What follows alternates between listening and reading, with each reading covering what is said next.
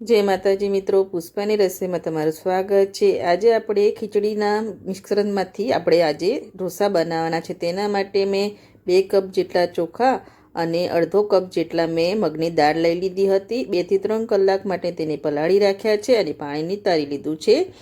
હવે ચોખા અને મગની દાળને આપણે મિક્સર જારમાં લઈ લઈશું। એકદમ ઝટપટ બની જાય છે। તમે મગના ઢોસા, મિક્સ દાળના ઢોસા અને રેગ્યુલર ઢોસા ખાધા હશે, પણ એકવાર આવતે તમે બનાવજો, બહુ સરસ લાગે છે। અને અડધી વાટકી જેટલી મેં દહીં લીધું છે, ખાટું દહીં લેવાનું છે। અને લસણ અને લીલા મરચાં કાપીને લીધા છે। 5 થી 7 લસણની કળી અને 2 લીલા મરચાં કટ કરી લીધા છે। હવે જેટલું આપણે દહીં લીધું હતું તેટલું જ પાણી એડ કરી દેવાનું છે। જરૂર પૂરતું એડ કરીશું આપણે।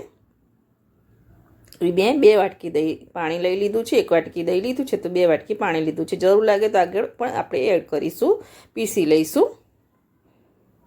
પીસી લીધું છે। પીસતી વખતે જ મેં મીઠું એડ કરી દીધું હતું સ્વાદ અનુસાર। જો એકદમ જરા પણ દાણો નથી રહેતો એવું પીસી લેવાનું છે। હવે આ બેટરને આપણે એક બાઉલમાં લઈ લઈશું।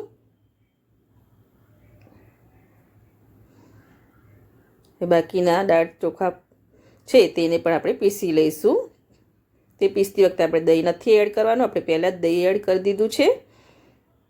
તેમાં થોડું મેં 1 વાટકી જેટલું પાણી એડ કરીને પીસી લીધું હતું। જો એકદમ ફ્લફી આપણું બેટર બની ગયું છે। જો ચમચાની પાછળ કોટ થાય એવું બેટર બનાવવાનું છે।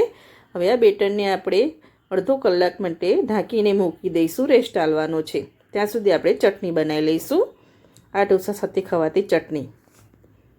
ઢાંકીને મૂકી દઈશું। ઢાંકીને મૂક્યું હતું, જો ફ્લફી થઈ ગયું છે, એકદમ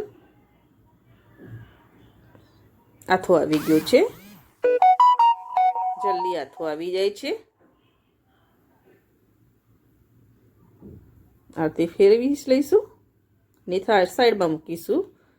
ચટણી માટે આપણે એક નોનસ્ટિક પેન લઈ લીધું છે। તેમાં 1 ચમચી જેટલું તેલ એડ કરીશું। 1 ચમચી જેટલું જીરું લઈ લઈશું।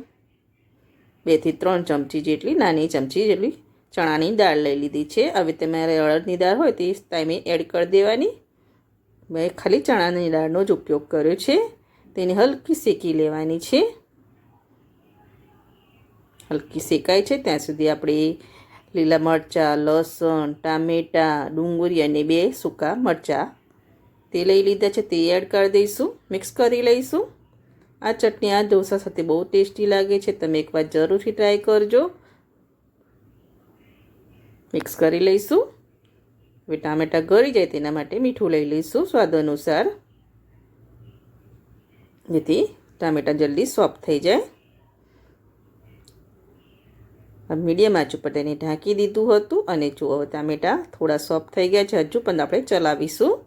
ડુંગળી થોડી ટ્રાન્સપરન્ટ થાય ત્યાં સુધી અને ટામેટાં એકદમ સોફ્ટ થઈ જાય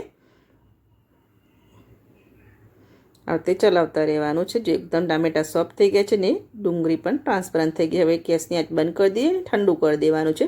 ઠંડુ થઈ ગયું છે, હવે તેને જારમાં લઈ લઈશું।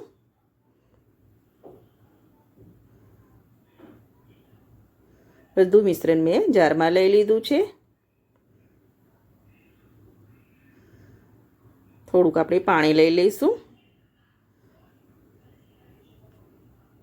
હવે આમચૂર પાવડર લેવાનો છે, જો લીંબુનો રસ હોય તો તે એડ કરી દેવાનો। મેં આમચૂર પાવડરનો ઉપયોગ કર્યો છે અને અડધી ચમચી જેટલું મેં લાલ મરચું લીધું છે અને થોડુંક પાણી લઈ લઈશું।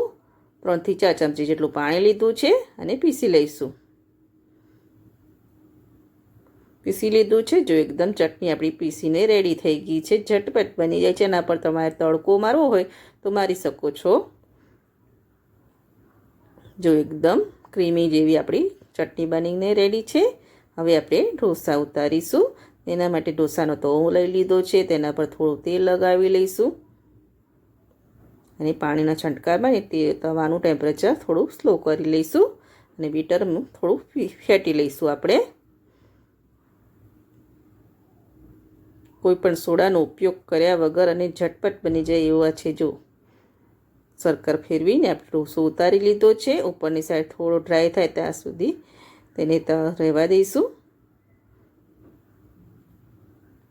આપણે લીલા મરચાં અંદર એડ કર્યા છે એટલે આપણે કોઈ પણ ઉપર ગાર્નિશિંગ માટે સૂકું મરચું કે કોઈ ચટણીનો ઉપયોગ નથી કરવાનો, કારણ કે આપણે લીલા મરચાં એડ કર્યા છે એટલે તીખો જ છે આ સ્વાદમાં. જે એકદમ ગોલ્ડન થઈ ગયું છે, ક્રિસ્પી થઈ ગયો છે, ત્યાં સુધી તેને શેકી લેવાનો છે. ઉપર પણ થોડું તેલ લગાવી લીધું છે. એકદમ ક્રિસ્પી ઢોસો બનીને રેડી થઈ ગયું છે. જો આના પર તમારે ટામેટાં અને ડુંગળીનું ગાર્નિશિંગ કરીને કોઈ સોસ લગાવો હોય તો લગાવી શકો છો, પણ આ રીતે પણ આ ચટણી સાથે બહુ જ સરસ લાગે છે. શેકાઈ ગયો છે.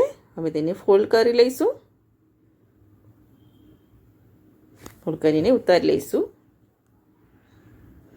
બીજો ઢોસો પણ આપણે માટે બેટર લઈ લીધું છે. બેટરને સર્કલમાં ફેરીને ઢોસો ઉતારી લઈશું.